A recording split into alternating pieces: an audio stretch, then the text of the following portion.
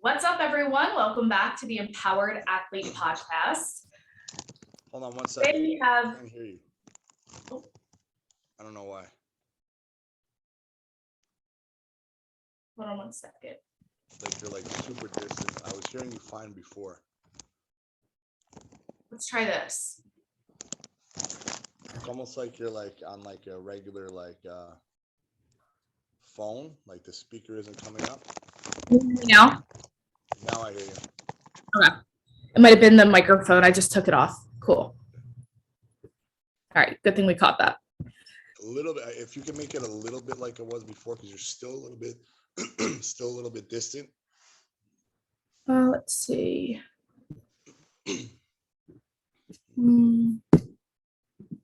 This microphone. Can you hear me now? I can hear you. I can hear you good enough. Yes, not as good as before, but I can hear you. Yeah, real quick. Might have got unplugged.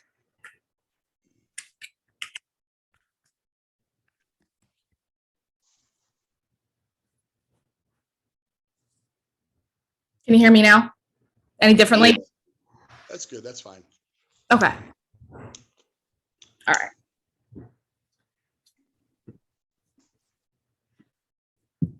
And what's up, everyone? Welcome back to the Empowered Athlete Podcast.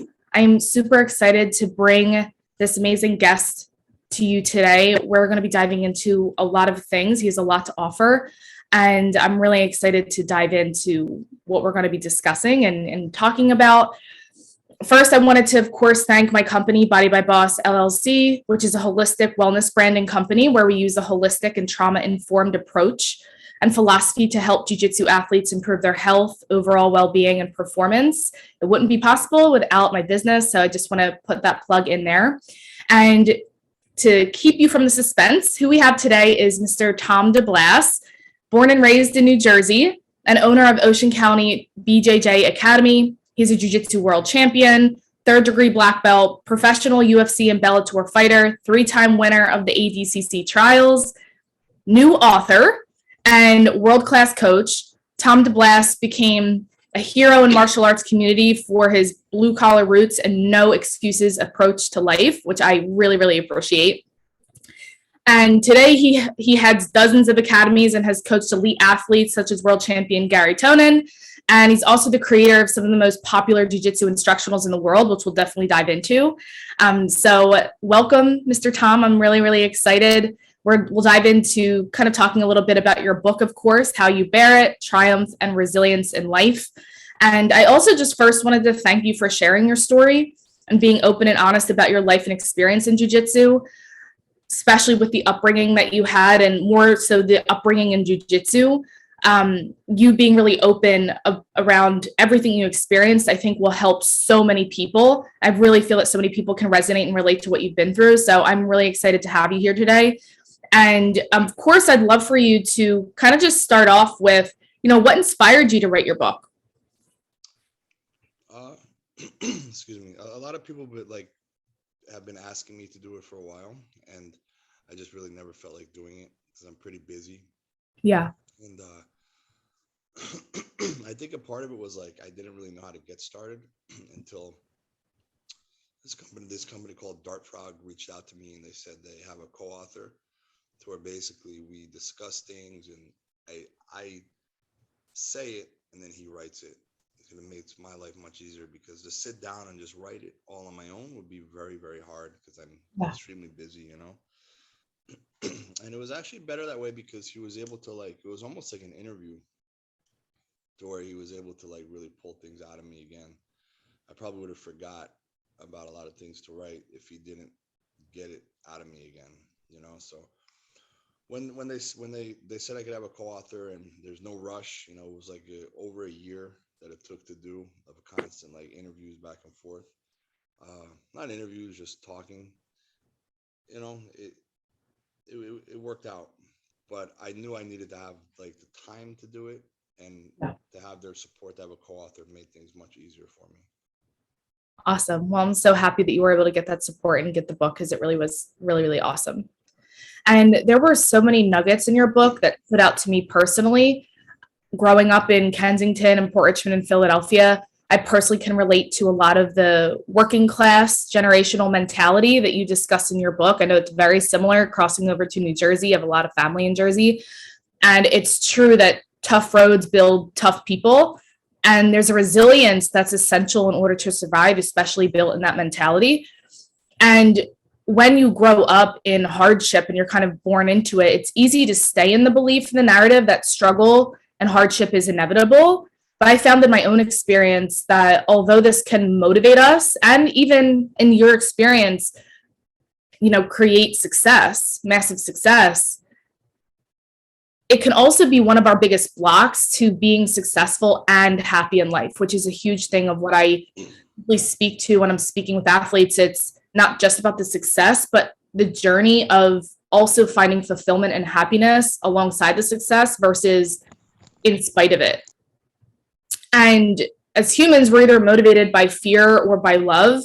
And a lot of the times that fear can take us far, but it usually pulls us out of that happiness that we're looking for in the pursuit of what we're doing. And there were a few things that particularly stood out to me about your book that I wanted to see if you were open to speaking to. And these are so common in jiu-jitsu athletes. And I'm sure that having coached hundreds of people yourself, you may have seen some of the similar patterns that you experienced in other athletes. And so I wanted to speak to it because coaching hundreds of athletes myself, these are really common things that I notice.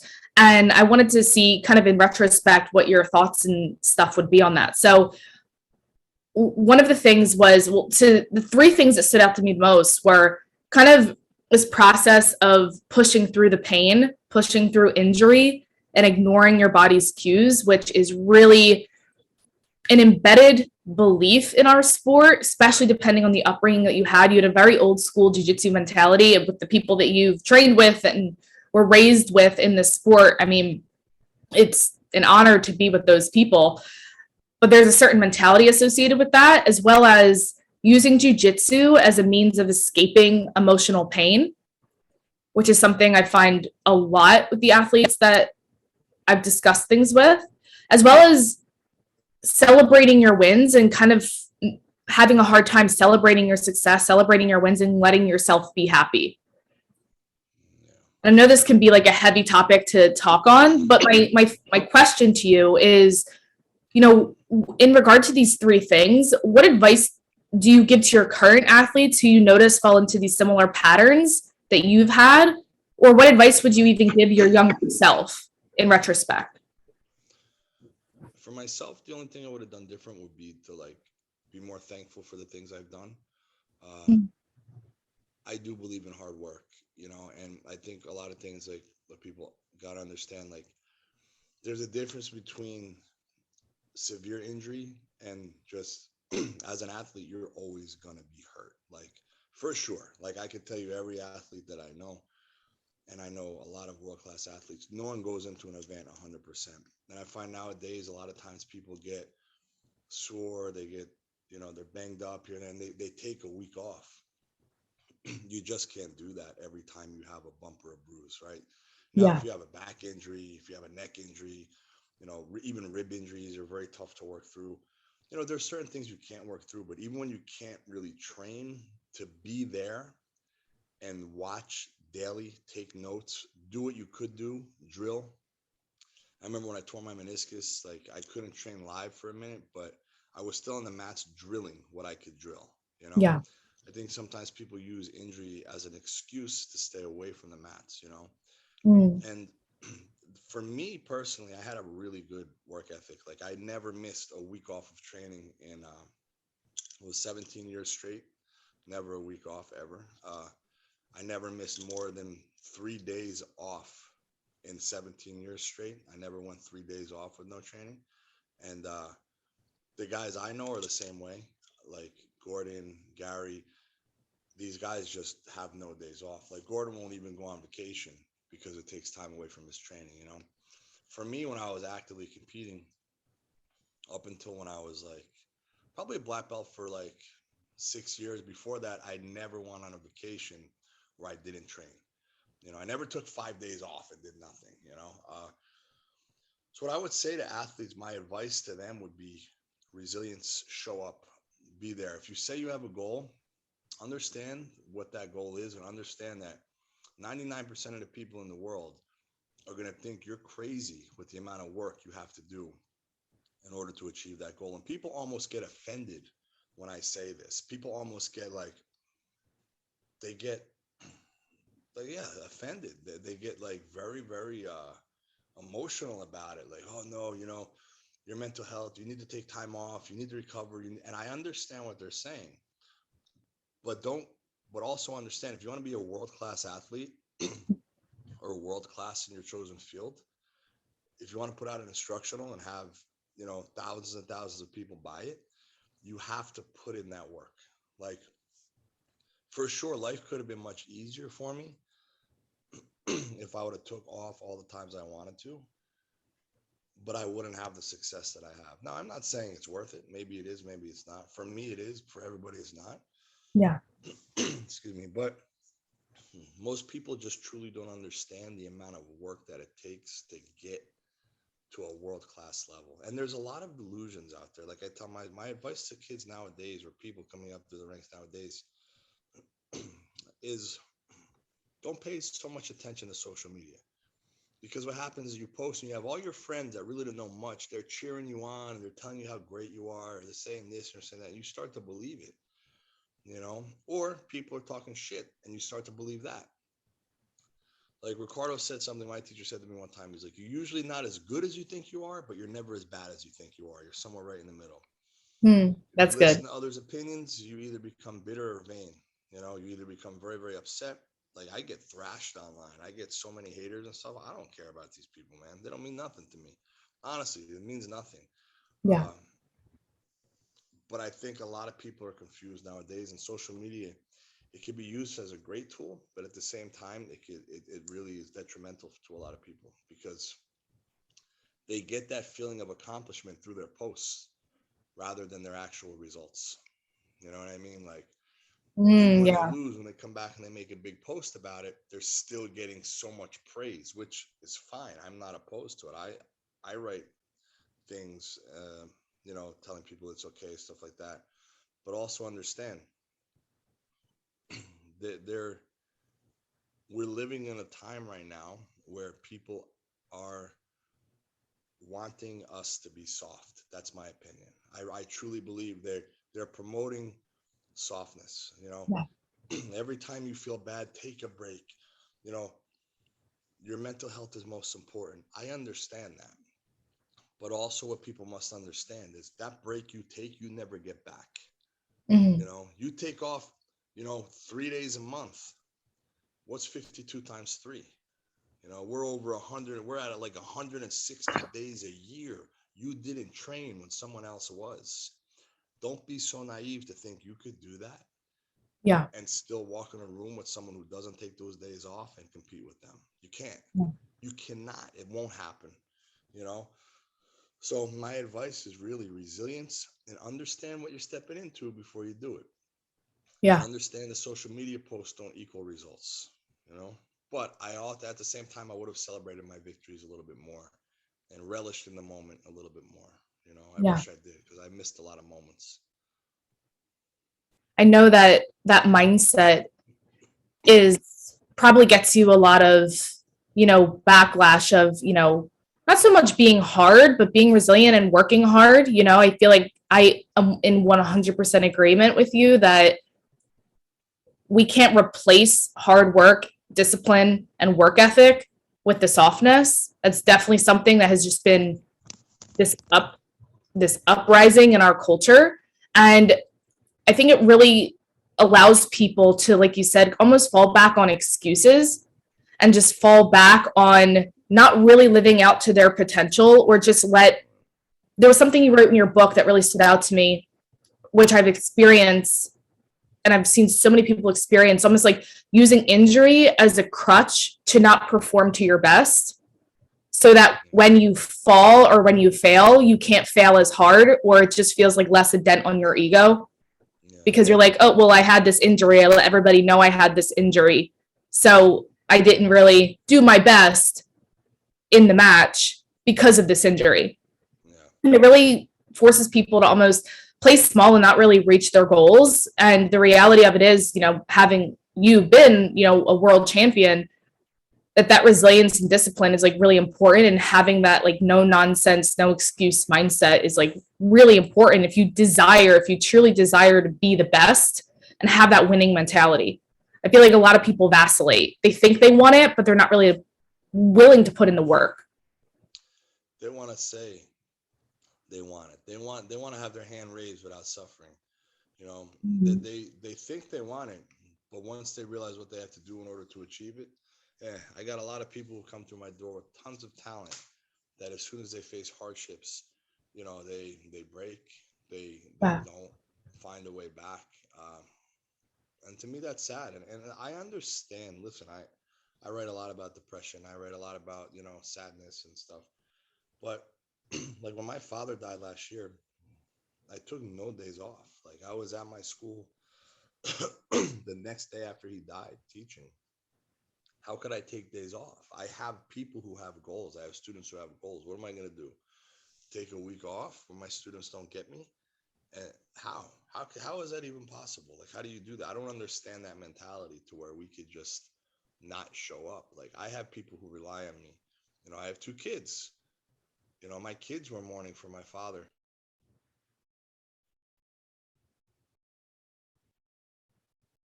Oh, your audio cut out.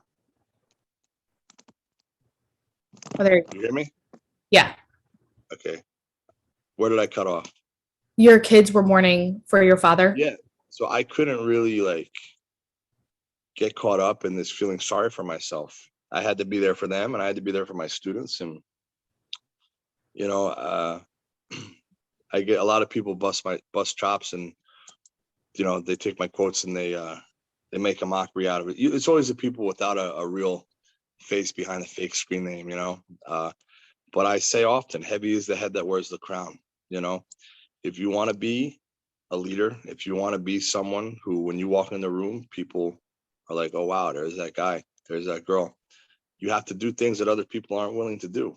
If you want things that other people don't have, you have to do things that other people don't do. And for me, I just always knew that there's one thing I could control, and that was how hard I worked, my work ethic. Yeah. And my ability to remove all excuses. Now, like I said, there's a difference between taking time off from hard training because you're truly injured, from taking time off because you just need a mental break. Now, if you need a mental break, that's fine. Take your break, but understand the man or woman you're stepping across on the mat from, they don't have these breaks. Like I told my student last year, my student Jaden, before she won the worlds at purple belt last year, went unscored upon. But I was like, listen, she went through a tough time. She got a little sick. She was having trouble. She had achalasia. She couldn't swallow her food, and she just was really getting bent out of shape. I said, listen, don't you understand these girls you're competing against from Brazil, they'll grow up in the favela, all they have is this. When you stand across from them, they are willing to die on those mats. Yeah. There was a study with Olympians, I think it was in the 1980s, to where how many, if you could take a pill that would guarantee you a gold medal, but you would die 5 years later, how many would take it? It was something like 92% of the athletes would take the pill and choose death 5 years later if they could die with that gold. That's the kind of human beings you're competing against at the upper echelon, among the elite. When you're opening a business, whatever chosen field you're opening in, you're competing against other people. I know me personally. I know what I'm willing to do to succeed, So how dare somebody think they could come in my town? And yeah, there is room for everybody, for sure. But how dare they think they could come in my town and be more successful than me if they're not willing to put in the work that I put in? Yeah. That's what it comes down to. And I think more people need to understand this. It does take sacrifice. 100%. 100%. So I'm curious, in what ways did the way that you were brought up in MMA and jiu-jitsu shift or impact the way that you coach and teach in jiu-jitsu? I teach a little softer than I was brought up.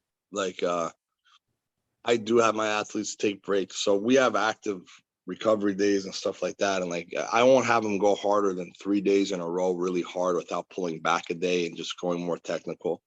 I have a very mindful approach, and that isn't just go hard every day, 24/7. No, you have to have days where you're still learning, but you're allowing your body to recover.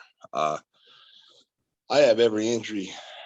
I mean, man, I have a torn rotator cuff, a torn labrum, torn ACL, LCL, meniscus, removed meniscus, torn ligaments in my ankle, broken hand 3 times, broken nose 4 times, 4 concussions, slip disc in my back, broken ribs, torn hamstring off my butt. I know the life I chose every day I woke up. When I wake out of bed, I feel it, So I try to coach my athletes in a way to where they won't be as physically beat up as I got. Yeah. I take a very mindful approach, and really I try to get in their heads and we could call it brainwashing in a positive way. I want them to believe they could accomplish anything. And while we could take days off, yet still show up, there's no such thing as not showing up. It's not in my vocabulary. Like, you must show up. If we're having a training session, be there, and I think I just realized that the way I was brought up, 95% of people wouldn't make it. And that's just the truth. They wouldn't, so I do my best to cultivate and build rather than cut out. Surely, even as soft as I am now, not everyone could live up to the expectations that I put forth, but at least they have a much better chance. I try to know my athletes a little more. Like, my teachers never really got to, I mean, they always know me, they know me well, but it's like, it is what it is. Like, if you don't like the way things are, don't go, quit, go somewhere else, to where ultimately I have the same mindset, but for me, it's like, what more could I really do to make you happy? Yeah. Like, I listen to my athletes. If they're hurt, if they're sore, we work around it, and I'll pay attention to their moods. I'll see, are they getting a little bit more, snappy? Are they in a bad mood? Usually when you're overtrained, you get like a little annoyed. You get in a bad mood. Your nervous system starts to shut down, like, you're more sensitive. Everything bothers you more. You're almost like, you become emotional. Like, when I'm overtrained, I become emotional. It's funny, but I look for these things, the psychological aspect I try to pay attention to. Yeah. Do you feel that based on your own experience and upbringing, you're more attuned to noticing the signs and the cues physically, emotionally, psychologically? Or is that something that has been cultivated over time having a gym? I think just in life, for me, from the time I was a little boy, like, it's not just running a gym. Like, I understand people very, very well. I've been able to read people since I've been, as long as I can remember. That's almost a gift that I have, and that is part of the reason why I'm successful. Sometimes I'll make a post that I know is going to piss people off, but I do it on purpose. It's like throwing a piece of meat between 2 dogs, and then me walking away and having the dogs fight over the meat. Yeah. Sometimes I'll make a post, I'll go away, and I know I'll come back to hundreds of comments, and they're playing right into what I want them to play into. And it is a game ultimately. And whoever doesn't like that, I have to say that, well, you're not playing it good enough. Life is ultimately a game. It doesn't mean it has to be a game of manipulation in a negative way, but you must learn how to manipulate things to work in your favor. Now again, a lot of people equate manipulation with negativity, to where if I'm manipulating my students to believe in themselves, how is that negative? And we said we could use a different word than manipulation. Why? If we look up what the definition of manipulation is, you're learning to you're getting people to do and think how you want them to think and do, and I'm pretty good at that, but I use it in a positive way. Like I always say, some of the biggest criminals in the world ever, they were geniuses. You imagine if Adolf Hitler would have used his powers for the positive, how he could have impacted the world. This man was able to get thousands of people to just commit horrific, terrible crime, murder. if he were to use that power to bring in positive, man, you know, I can't even imagine the impact in a positive way that he would have had. So oftentimes, evil and great, it's just separated by choices. You know, if you want to live evil, if you want to live great, a lot of times criminals and, you know, they have great minds. They just use it for the wrong reasons. You know, that's why with me, I know who I am. I know who I grew up around. I know who my friends are. I know I've had people that I grew up with that are very, very smart men that ended up in prison. You know, I have friends that were killed because they just made the wrong choices at the wrong time. For me, I'm very big at making the right choices, and it goes indirectly to competition. The difference between world class and great necessarily isn't technique. What it comes down to is world class knows when to do what. They know when to act. You might have all the knowledge in the world, but if you don't know when to apply that knowledge, you're as good as nothing. A lot of times when people are losing in competition, it's not because the other person's better, it's because they're making better choices. You could know the same amount of techniques, you could know the same amount of everything. In fact, you could be better than me technically. You could know everything better than me, but if you choose to do the wrong thing at the wrong time, you'll never beat me. Just because it comes down to a game of choices, and choices and the way we move, the way we walk, the way we talk, everything we do has a consequence. The way we post, everything has a consequence, and people don't understand that. You know, and that's one thing that I do fairly well is I live my life in a systematic way to where I know everything I do will have a consequence. And sometimes people won't understand why I do the things that I do, but nothing I do is without thought. I'm very mindful. I'm very strategic. You know, a real warrior, they fight with their mind. They don't fight with, oh, you know, I always laugh when people say, like, I'm a Jersey Shore meathead. Yeah, okay. But okay. Keep thinking that I'm stupid. You know, I'm as stupid as a fox, right? The ability to adapt is the same that you would need, the same ability you would need on the mats against different opponents. Within one competition, you could have a wrestler, a jiu-jitsu guy, a power lifter, and you have to adapt to every match. The same way you have to adapt to every student who walks through your door that you're teaching. The same way you need to adapt when you go into a job interview. You know, you can't just be you all the time. I can't just be Tom DeBlass all the time. And the thing is, I adapt so well. I don't know what is the real Tom DeBlass because there's so many different aspects and sides to me. It doesn't mean that I'm fake. It means that I just know how to act when. You know, that's just what it comes down to. Yeah. I'd love for you have a lot of experience with this and you speak about it quite a lot in your book. Can you speak to the pressure to perform when all eyes are on you and you don't want to let your team down or your coaches down, which is something that I'm sure that you've experienced in your own students, and just in general, it's really common in jiu-jitsu, of how you know, any advice or what you can speak to in regard to pressure to perform? I know pressure creates diamonds, so it can be really, really helpful. And just in general, like, what are your thoughts on that? Yeah, so the irony is people's worries and fears are actually what's bringing them to the results that they fear the most. You know, the more you worry about performing, the better chance you have to fail. So just understand, it's just jiu-jitsu. It's just a sport. Of course, you're not going out there and purposely messing up. If you mess up, like, it's never on purpose. If you happen to lose, everybody loses at times. But I try to tell my athletes, never lose because you didn't show up mentally. You know, like, you have to remove everything from your mind. You know, competition's hard enough. You have to be in a state of mind to where your action and reaction time are just so sharp. You're breathing, you're focusing on the things you could focus on. That's your breathing, that's yourself. You cannot control the way other people think. You can't control the way other people or how they prepare. You could control how they perform by performing in a way that forces them to perform in a different way. But, you know, as far as I don't care, like, what people have to say or think about me. I really don't. Like, I mean, I used to, until I realized how evil people could be. You know, there's such evil pricks out there, and they're so miserable. So many people are so quick to jump on the person who stumbled. You know, they can't wait to point the fingers at the person who failed. Okay, the people pointing the fingers, what have you done worthwhile in your life? You know, what have you done? So the people who really matter, I know that they're going to support me through victories and defeats. regardless if I win or I lose. For my students, I'm going to be there for them through losses and victories. And, I'm going to love them the same. Of course, I want them to perform to the best of their ability, but, you got to understand, you're not the only one out there performing. Like, everybody has these worries, everybody has these fears, and it's okay. You have to acknowledge them. I think you can't act like they're not there. So if you're feeling bad, ask yourself, why am I feeling bad? Like, why am I feeling nervous? What am I scared about? Oh, you're nervous about your opponent.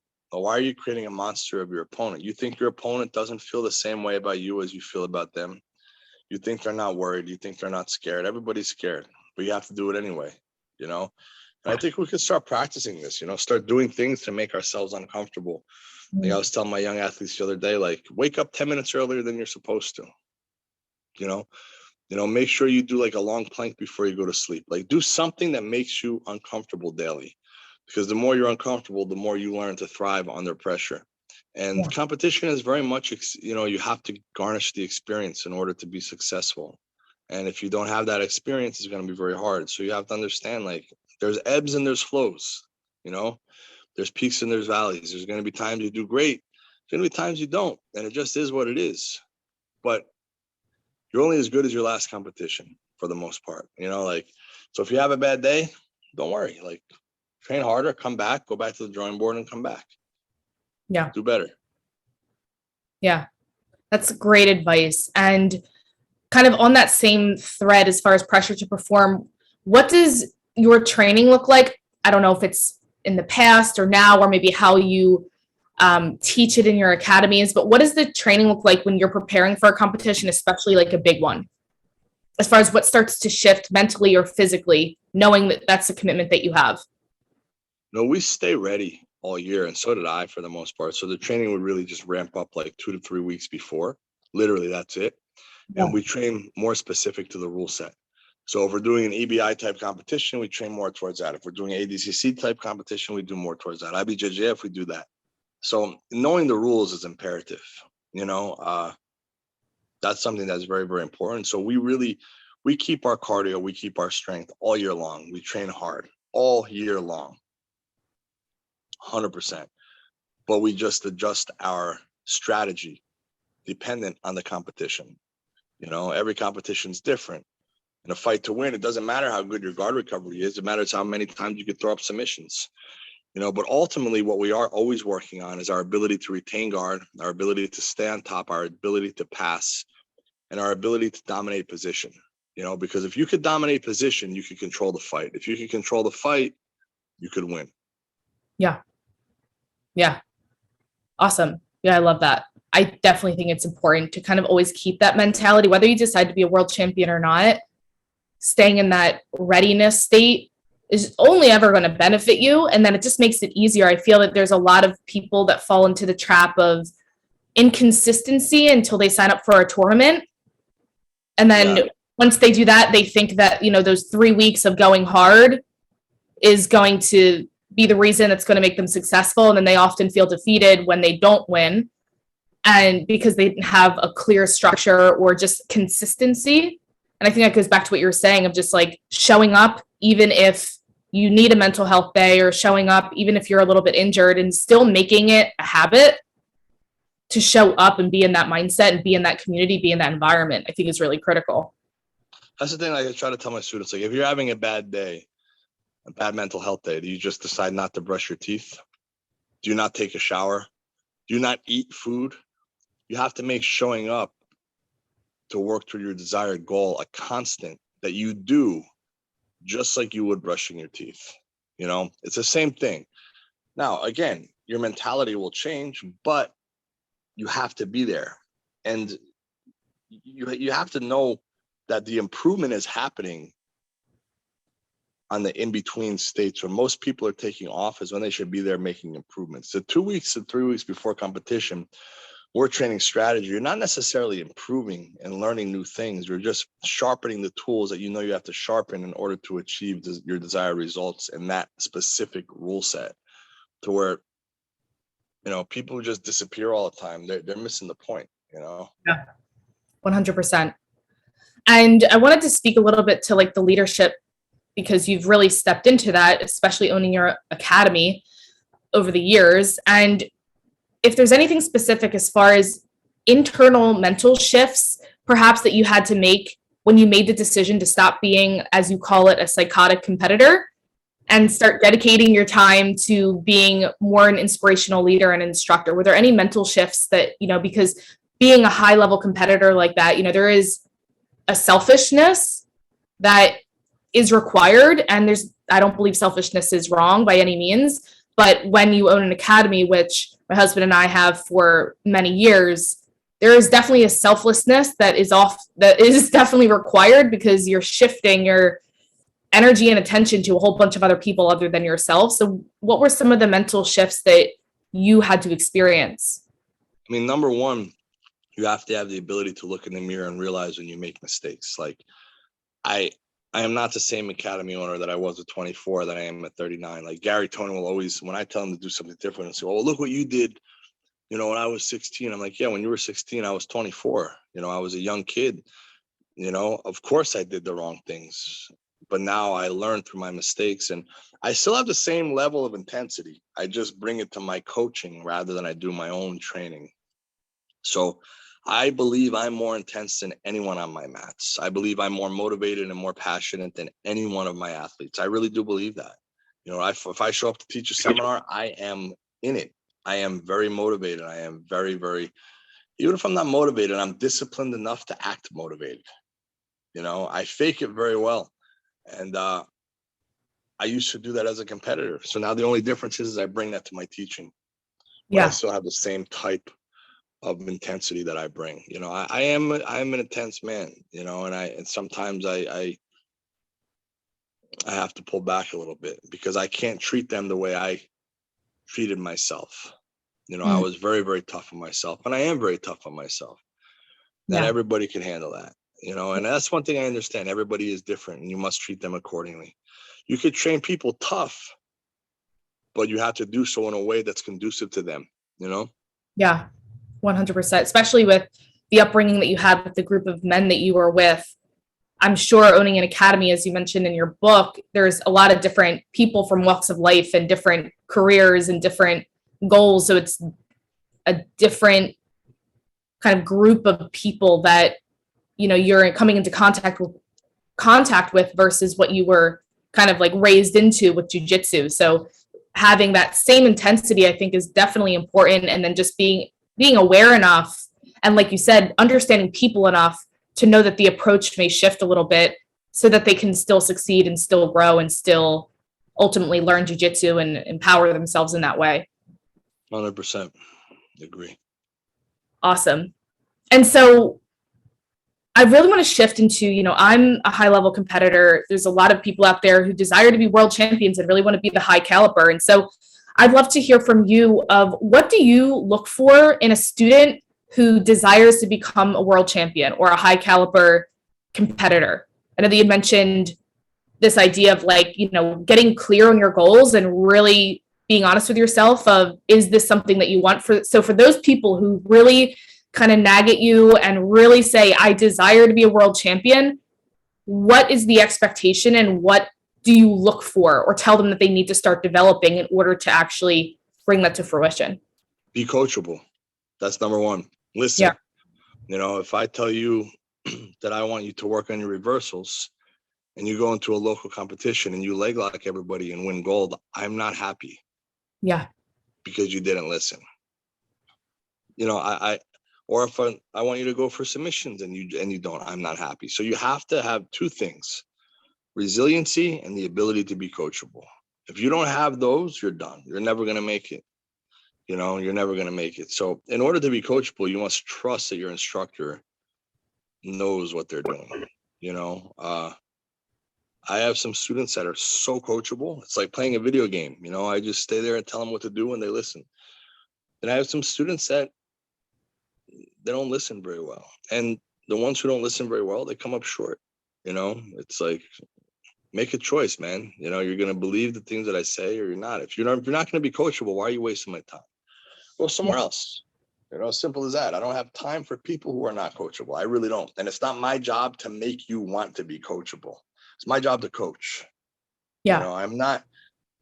I have 2 children and my students my adult competitors are adult competitors. So there is some kind of responsibility they must take, you know, and there are a lot of people that want to take responsibility. Like, it's not all on the coach. You need a willing athlete as well, you know. 100%. We're all responsible for ourselves. Yeah. I think that sometimes a pill people aren't wanting to swallow, especially in today's culture. 100%. It's crazy. It's something that I'll never understand. Like, I can't even understand the mentality that some of these people have, you know? Yeah, 100%. And you speak to resiliency a lot. So I'm just curious, has there ever been, I feel like resilience is, in my own experience, something that through life experience, somebody can really build, and it might be even just embedded in their nature. But is there ever been a time or a student that maybe came into your gym that didn't really have that resiliency, but was able to cultivate it? No. Or you find that it's something that like they either have it or they don't? Yeah. Yeah. You either have the ability to show up through tough times or you don't. I've Yeah. never had a student that started not disciplined and like that took time off all the time, that became this person that didn't. Yeah. You know, like the terrible thing is this in life. You can spend all the time in the world eating to get healthy, and it takes a long time to look good. But then if you have one bad week of eating, you look terrible, right? You could spend all the time in the world showing up. But if you lose that discipline, you lose your resilience. But it's very hard to start with no discipline and then garnish it. Like, it's not easy to do. I'm not saying it's impossible. I just haven't had a student. If you need someone to motivate you to get you through the doors, you're not going to last. Look at yourself in the mirror and ask yourself what's going on, you know, Yeah. because you're the one who has to be fixed. Yeah. It's not my responsibility to get people off their couch in my door. It's my responsibility to teach in a manner that makes it worthwhile to get off their couch and come in my door. Right? So there's a difference. There's a difference. I promise if you get through the door, you're going to enjoy what I teach. Right. But getting through the door, that's on you, you know? Yeah, absolutely. So I would say this is probably assumed, but for those who don't really have that characteristic or trait, are they often the people that fall out and quit? Yeah, all the time. Yeah. Always. Yeah. And they still think that they want it. They don't want it. Yeah. They think that they want it, you know? The old adage, the actions speak louder than words. They really do. You're there or you're not. It's so frustrating, you know, the mentality with some of these people. It's like, how could you be so delusional, you know? Yeah. But delusions are real, and there's many, you know, it's crazy. Yeah, 100%. And so with you having a successful academy, and you have 30 affiliate gyms, or at this point, is it more? Is it about 30 or? I think like 36 or 37. Wow, that is so incredible. That is amazing. And where are they located? All over the country, or? Yeah, we have all over the country. We have one in South Africa, two in Australia. We're in 5 different continents. Asia. Wow. Yeah, we're everywhere. That's amazing. So clearly you've built a brand for yourself and a culture, which is what I wanted to speak to, because I believe culture is everything. You build a culture that people want to be a part of. So my question to you is, what are 3 pieces of advice you would give for those who want to run a successful academy? So perhaps as an academy owner or as a business owner, because it's not just about getting somebody in the door the first time. As you said, it's being a coach, instructor, academy owner, whatever word you want to call it, to where people want to come and stay, and they want to, you know, that retention, to be a part of that community, be a part of that brand. Are there any, 3 or so tips that you feel is really important to be able to cultivate that type of culture? Yeah, you have to look the part, number one. That's the easiest part. You have to be someone, when people walk through the door, they say, oh, wow, I wouldn't mind being like this human. Like I wouldn't mind looking like this guy or this girl. You're not going to cultivate a huge leadership in this sport if you're just not disciplined in your own right. So stay disciplined for your own self. prove that you're willing to put forth the effort and work to better yourself. How can you better someone else if you can't even better yourself? Number two, the same thing happens from competitors, like resiliency. I say this all the time. Show up every day. Be there at your academy. Know what's going on. Pay attention. No one cares about your school like you do. Trust me. No one cares about your brand like you do. Trust me. And finally, the willingness to constantly improve and adapt and adjust. I won my first trials in 2009. I won my last trials in 2016. The game has changed so much from 2009 to 2016, but I also changed as well. I adapted. We can't just not adapt. If something else comes out in the world of jiu-jitsu, I will be sure to adapt so I could bring it to my students. So people have to know that you're looking always for the new cutting edge material to bring them. Their job is to show up. Your job is to show them what they're showing up for. Yeah. Yeah, that's awesome. I love that. And what is next for you in regard to jiu-jitsu in your life? I think just staying on the path that I'm on, just continuing to grow and help and adapt and learn, touch lives, and become bigger and really cement my legacy in every way that I can. There's been guys out there, a lot of men that have competed better than me with a better resume, but it's rare to find people who have competed better, ran a better business, have been more motivating, have done more business ventures. Like, it's not easy to find, like when it comes to running a school, my past competition experience, seminars, instructionals, like I do very well, like I do better than 99.9% of instructors out there. And that's only because I don't just stay within my own thoughts and just do the same thing every day. Although I'm resilient, different weeks require different measures, so I'm constantly adjusting what I'm doing or what I'm thinking or what I'm saying or how I'm coaching.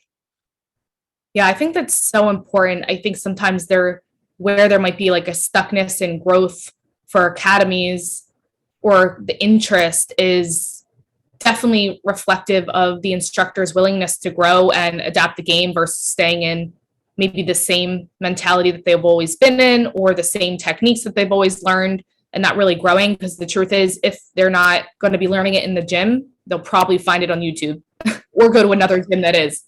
Yeah, I agree. Yeah. And I'd love to just ask some like fun jiu-jitsu questions. So what is your favorite takedown, your favorite submission? Takedown is probably a single leg. Submission is a leg lock or a Kimura. Nice.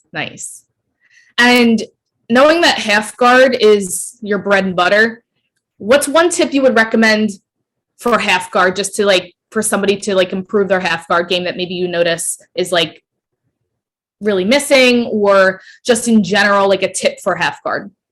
Shielding, knowing when to shield versus when not to. A lot of people in the half guard, all they're doing is shielding. You have to understand your shield is just your defense. So how to incorporate your shielding into an offensive manner is very, very important. It's about more than shielding. And a lot of people have the wrong idea about what's important. The most important aspect of not getting your half guard pass is never letting someone control your bottom leg.